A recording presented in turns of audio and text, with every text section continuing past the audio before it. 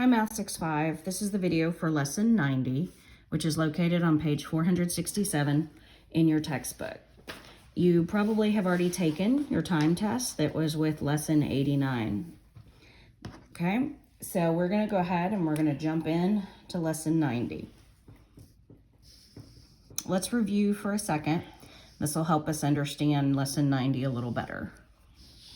So, remember that when you see the term GCF, that's an abbreviation for greatest common factor.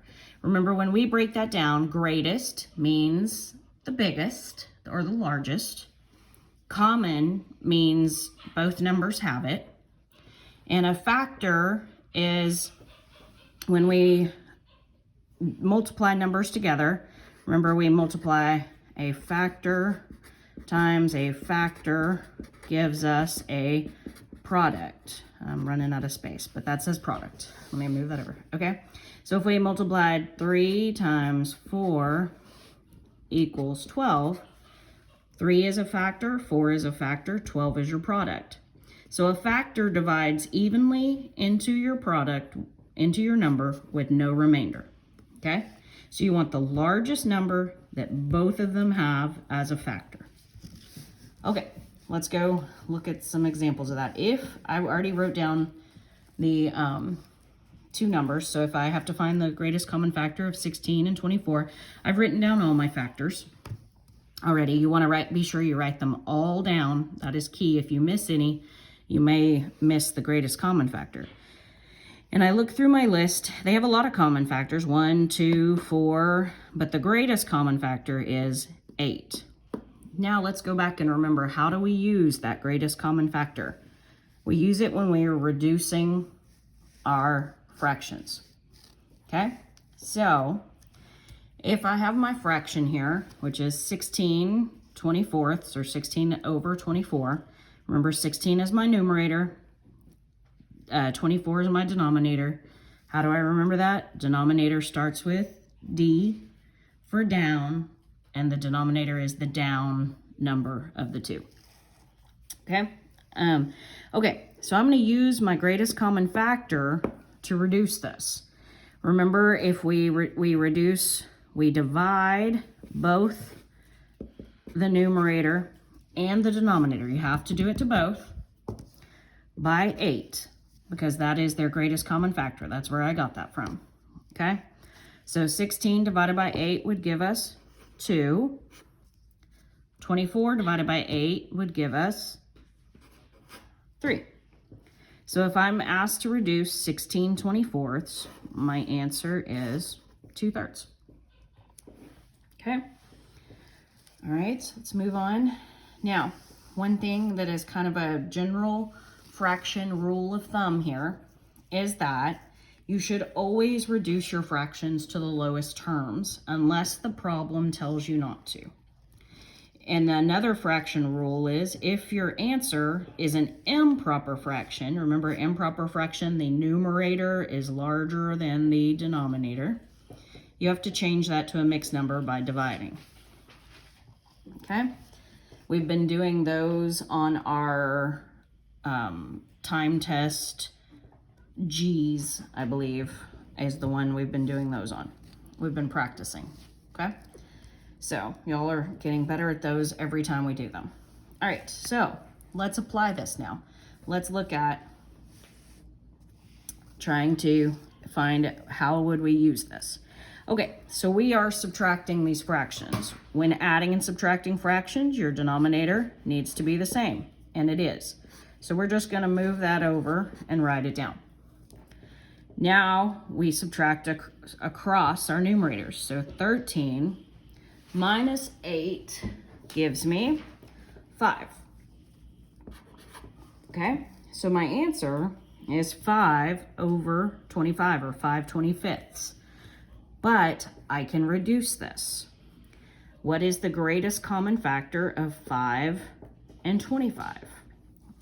Well, I'm going to look at it and go, okay, is 5 a factor of 25? That's something that will sometimes work. It will not always work, okay? But in this instance, it will. 5 is, of course, a factor of itself. It is also a factor of 25. So let's see what that looks like if we choose 5. We're going to divide both the numerator and the denominator by 5. 5 divided by 5 is 1. 25 divided by 5 is 5. So our reduced fraction is 1/5. We can't reduce that any further. So that is our answer. Always reduce your fractions. Okay, unless the problem tells you differently. All right, so we can apply this to percents also. So we can write each percent as a reduced fraction. So first of all, let's remind ourselves, when we're dealing with percent, if you look at the last 4 letters of percent, it's cent, right? How many cents are in a dollar? 100. How many years are in a century? 100. How many centimeters are in a meter? 100. So when we see the word percent, we think out of 100 because of the cent part.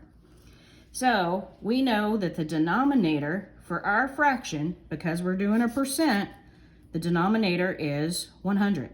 So I'm going to write my denominator as 100.